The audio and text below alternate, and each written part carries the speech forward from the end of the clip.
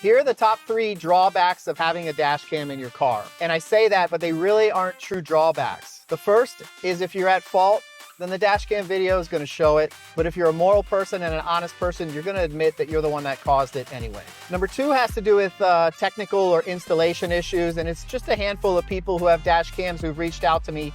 They're just not sure how to install it, or they're not sure how to set it up. So don't let that be a reason why you don't put that on your dash cam. Reach out to me, look up some YouTube videos. You want to make sure you know how to install it and you know what all the buttons mean.